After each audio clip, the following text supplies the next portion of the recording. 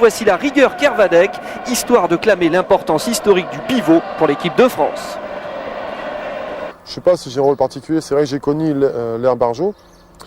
Et dans cette ère Barjot, j'étais un peu à part des Barjot. Je m'appelais le British, parce que j'estimais que leur fonctionnement ne me plaisait pas, ou c'était pas le mien. Et c'est vrai que la fédération, après l'ère Barjot, a peut-être un petit peu utilisé mon image. Et le fait que je sois devenu capitaine, ça leur a fait, je pense, très plaisir. Par rapport au fait que cette nouvelle image leur convenait à eux. Le géant British est le vrai patron des Bleus sur le terrain. C'est par lui que Daniel Costantini fait appliquer son managerat nouvelle formule. Désormais, les handballeurs de l'équipe de France fonctionnent plus traditionnellement, même s'il reste deux Barjot, Richardson et Stocklin. Mais ce n'est pas un problème pour le capitaine. On n'a pas à les gérer parce que ces joueurs-là savent très bien ce qu'ils doivent faire et ils savent très bien pourquoi ils sont là. Ces joueurs, ils ont démontré à tout le monde, à l'entraîneur, à tous les supporters qu'ils étaient capables à un moment opportun d'être là, d'être présents. Ils ont toujours répondu présent. Donc non, moi j'ai pas à les gérer. C'est pas eux, ils se gèrent très très bien tout seuls et bon, je pense que ça leur suffit. Ils n'ont pas besoin qu'une personne leur dise bon, c'est bien que tu te couches à 9h au lieu de te coucher à 10h. Guéric est fils de basketteur. Fier de sa Bretagne et de ses choix, le hand c'est son truc malgré ses antécédents basket. Mes parents étaient de basketteurs de seconde division.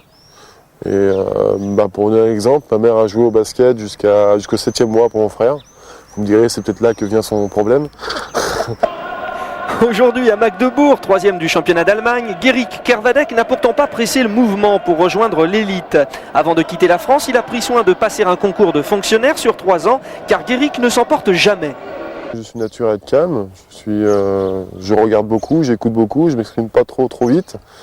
Mais bon, c'est comme tout joueur ou comme toute personne, c'est quelque chose qui ne me plaît pas, je rentre dedans quoi.